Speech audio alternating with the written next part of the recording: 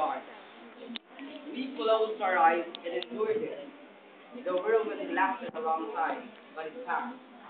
And then we looked, and there was an epiphany. I have been. A mother bird came back to her great nest, heard her crying bitterly, a broken note or two. For the young one, it's stolen. Just so. Not even when we charge her. I'm sorry. Not even when we charge her with what she has done.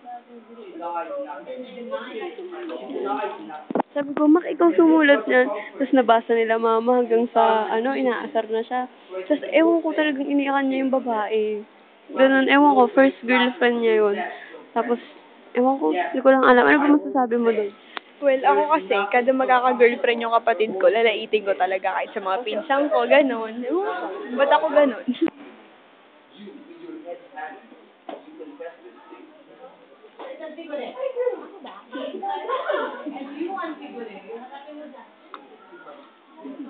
And you, with your head hanging, you confess this thing. I do. I deny nothing. You may go. Tell me briefly. Had you heard my proclamation touching this matter? It was public. Could I help hearing it? And yet you dared defy the law. I dared. It was not God's proclamation. That final justice. The truth the world below makes no such law. Your edict, King, was strong. Edict.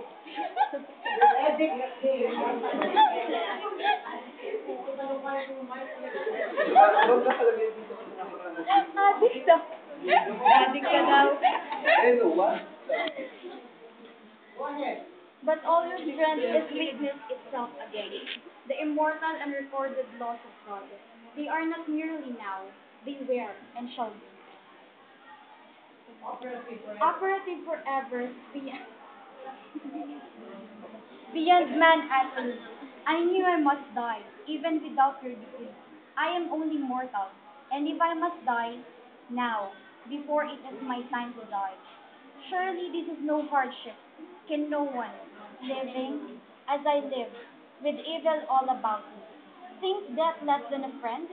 This death of mine is of no importance, but if I had left my brother lying in death and buried, I shall have suffered. Now I do not. You smile at me, ah, Crayon. Think me a fool, if you like, but it may well be that a fool convicts me of a folly, of a folly, a folly.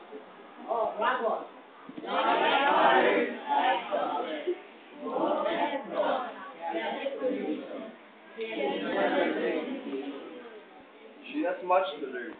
The inflexible heart breaks first, the toughest iron cracks first, and the wildest horses bend their necks at the pull of the smallest curve. Pride in a slave. This girl is guilty of a double insolence, breaking the given laws and boasting of it. Who is the man here? She or I? If this crime goes unpunished, sister's child, or more than sister's child, or closer yet in blood, she and her sister will bitter death for this. Go, some of you, arrest Ismini. I accuse her equally. Bring her. You will find her sniffling in the house there. Her mind's a traitor. Crimes kept in the dark. Cry for life, and her guardian brain shudders. But how much worse than this is brazen boasting of barefaced anarchy. Crayon, what more do you want than my death? Nothing. That gives me everything. Then I beg you, kill me. This talking is a great weariness. Your words are distasteful to me, and I am sure that mine seem so to you. And yet, they should not seem so. I should have praise and honor for what I have done. All these men here would praise me, were their lips not frozen shut with fear of me. Ang galing ni Ann, ang galing, ang galing. Ah, Woo! this fortunate thing, licensed to say and do whatever they please. You are not alone here in that opinion. No, they are with me, but they keep their tongues in leash. Maybe, but you are guilty, and they are not. There is no guilt in reverence for the dead. But Ethelfil, was he not your brother too? My brother too.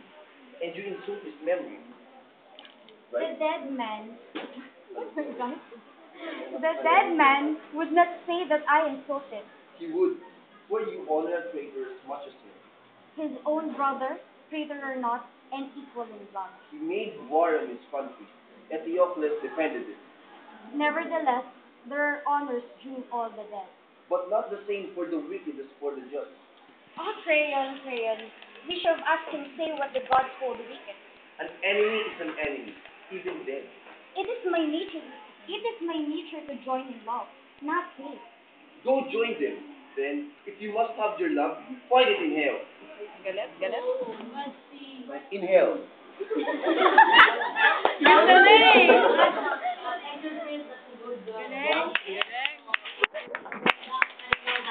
Nice. Galing, ang galing.